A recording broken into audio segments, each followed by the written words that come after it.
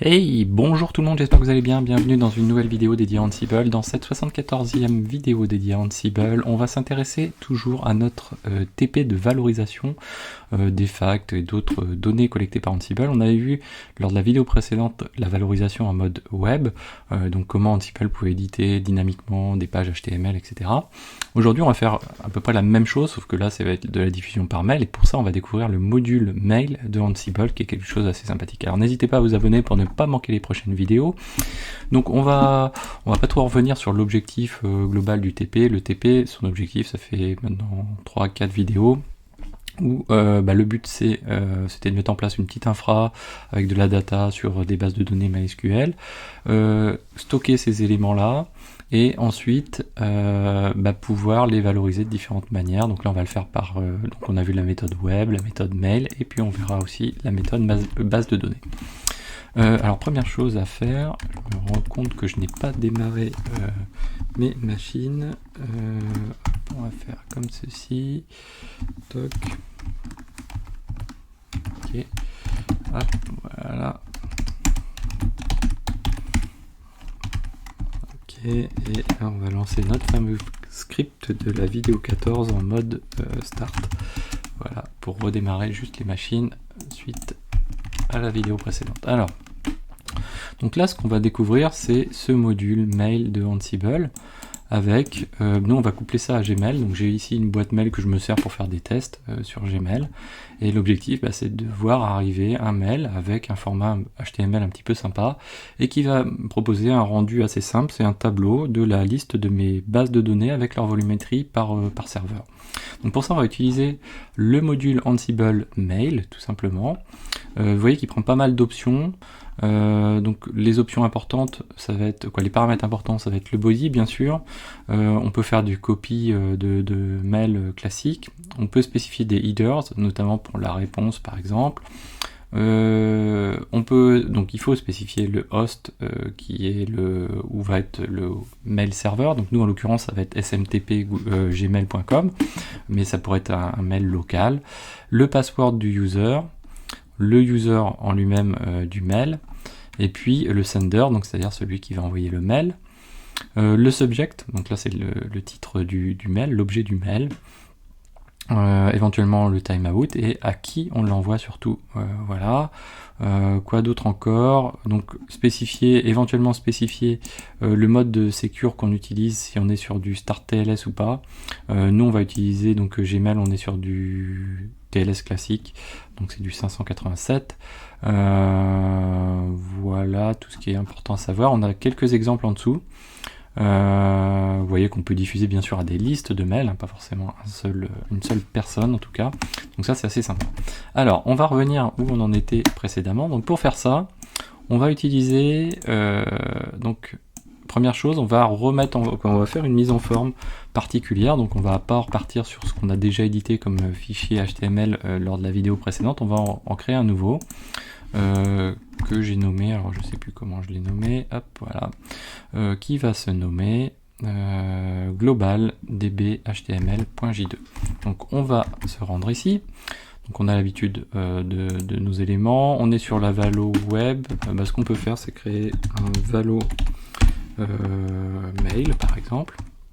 Donc on va créer un rôle dédié à ça. Donc on va se rendre dans Ansible dir, Ansible-galaxy init.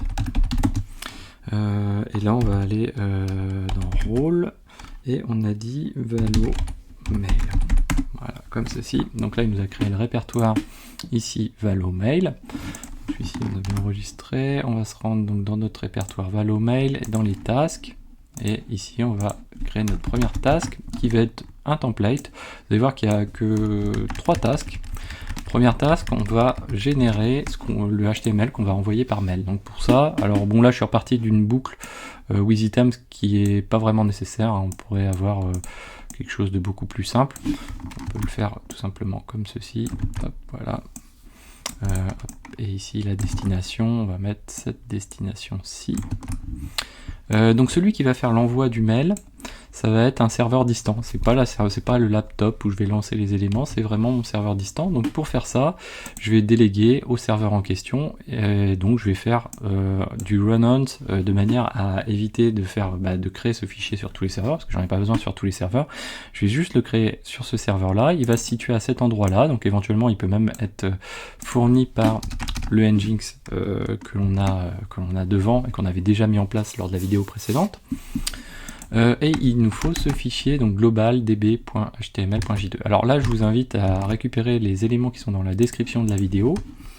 Vous vous rendez donc dans la vidéo 74 du coup, et dedans on va retrouver ce fameux fichier global, voilà, qu'on va venir mettre dans notre répertoire. Donc là on est dans notre rôle ValoMail, template, et je vais le coller à cet endroit là. Donc qu'est-ce qui fait ce fichier là? Donc si on peut le voir, comme ceci. Donc on se rend dans les templates de notre rôle en question, global db html.j2, et lui qu'est-ce qu'il fait? Donc première partie, on lui passe le style. Alors là, comme on est dans un mail, il faut qu'on lui passe le style par défaut, sinon il faudrait le servir par le web, etc. Et puis derrière, on va avoir une partie, donc la partie vraiment HTML pure, où on retrouve quoi? Une en-tête avec le nom de la database, une colonne taille de la database, table, et le nombre de lignes. C'est vraiment purement factuel quoi. Et derrière on va faire plusieurs boucles. Donc là je vous invite vraiment à passer du temps dessus si vous débutez un petit peu avec Jinja pour bien comprendre ça. Première chose, on fait une boucle sur l'ensemble de nos serveurs, parce que ce qu'on veut c'est récupérer les variables de tous les serveurs, donc les variables, le nom de la DB pour tous les serveurs, etc. Donc là on fait une boucle sur tous nos serveurs, et ensuite on fait une boucle sur les variables de chacun des serveurs. Donc pour récupérer la variable d'un serveur, on lui passe hostvars entre crochets le nom du serveur, et ensuite on va chercher donc avec des crochets supplémentaires la valeur de la variable en question. Donc ça ensuite on le split, donc je crée une variable qui s'appelle db également, et je la split sur le point virgule, et puis ensuite je fais une autre boucle sur le nom du serveur, et cette fois-ci je récupère les tables. Et là, comme lors de la vidéo précédente, c'est-à-dire qu'on a d'un côté une espèce de table des tables, et de l'autre côté une table des bases de données. Derrière on peut faire une jointure dessus, puisqu'on a le nom de la database qui permet de faire la jointure dessus, et du coup pour faire cette jointure, ce que l'on fait, c'est qu'on fait if, si notre première colonne de notre table des tables vaut c'est la liste des serveurs, donc si elle est égale à la colonne 0 de la table des databases, à ce moment-là, j'édite mon contenu. Et pour éditer mon contenu, derrière je récupère les éléments, donc le serveur, pour avoir le serveur, ensuite les db 0,1 et les db 1 et 2. Tout simplement, pas très compliqué, il faut juste passer quelques secondes dessus pour bien comprendre les choses, ou quelques minutes dessus, c'est pas compliqué du tout. Alors ensuite, ce qu'on va faire une fois qu'on a fait ça, c'est on va tout simplement, alors ça c'est pas forcément nécessaire. Moi je me dis voilà, j'ai mon laptop, je veux checker si ça fonctionne bien éventuellement, donc mon fichier est sur un serveur distant, je le ramène localement. Bon, c'est pas forcément nécessaire du tout. On va le récupérer, donc pour le récupérer, lorsqu'on se connecte, on va se connecter à 172.17.0.2 et on récupère l'élément en question. C'est pas une nécessité. Et ensuite, donc on va s'occuper du module mail. Donc là, il y a un petit peu plus de choses, vous voyez. Alors le mail, lui, on va se rendre ici. Ah oui, alors je l'envoie pas du serveur distant, je l'envoie de mon laptop. Là, bon, c'est pas très grave, mais vous pouvez ajuster suivant votre cas de figure. Donc là, on utilise notre module mail. Et ce module mail, donc on lui définit le host, donc qui est notre serveur de mail qui est là. Ensuite, on va lui passer, on a défini deux variables. Donc d'ailleurs, qu'il faut que je vault, donc Ansible vault group vars. Donc c'est deux variables qui sont dans le all.yml que je vais encrypt, encrypt comme ceci, et là hop, je vault, voilà. Et donc derrière, donc j'ai mes deux variables. Donc ça c'est le mode de connexion à mon serveur SMTP. Donc le user, le password. Ensuite j'ai dit que j'utilisais du vrai TLS, donc 587. Le subject du mail. Le body du mail, lui, ce qu'on fait, c'est on récupère le contenu du fichier collect, donc on a stocké, qu'on a ramené localement, juste au-dessus, qui est ça devrait être ici, récap mail, on va le mettre comme ça, voilà. Récap mail ici, n'est-ce pas? Ouais, c'est bon. Ensuite, on indique à qui on l'envoie et qui l'envoie et à qui. Alors nous, en l'occurrence, on va faire une source et une destination qui va être le même. J'ai pas envie de faire autrement. Et puis, si on veut répondre, si on veut forcer la réponse à un user en question, on a le header sur lequel on peut jouer. Le type, on n'oublie pas de spécifier que c'est du HTML. Le format ASCII. Et on dit qu'on le fait tourner une seule fois et en mode local. Donc comme je suis en mode local et que j'ai pas besoin d'élévation de privilèges particuliers pour faire du mail, je mets un bicom no. Donc voilà, ça c'est bon, ça c'est enregistré aussi, ça aussi. Donc du coup on peut lancer donc Ansible-playbook-i, hop, et ensuite on va lancer donc notre collect .yml, voilà. Donc là on va le lancer. Ouais, alors du coup il me demande le vault. Donc là on a déjà vu ask vault. Voilà. Donc ça va lui permettre de déchiffrer les variables en question. Et du coup, il est en train de faire le nécessaire. On va agrandir ça, voilà. Donc là il recollecte toutes les variables. Hein. Il fait le nécessaire sur le Nginx donc pour avoir le rendu web qu'on a vu lors de la vidéo précédente, et puis ensuite donc du coup il va s'intéresser à la collecte du mail et l'envoie ce qu'il faut par mail. Donc là on va se rendre ensuite dans notre...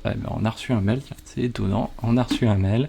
Si je clique dessus, qu'est-ce qui se passe? Vous voyez que j'ai un petit tableau HTML, donc avec mon rendu, une ligne qui va permettre d'avoir les informations par serveur, des databases par serveur, leur volumétrie, la table et le nombre de lignes.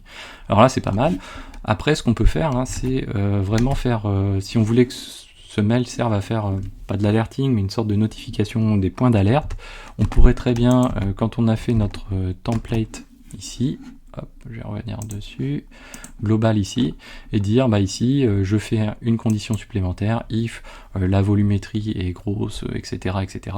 On verra dans la prochaine vidéo, il y a encore un mode un petit peu plus avancé pour ça, c'est de stocker tout ça en database, de les injecter avec Ansible.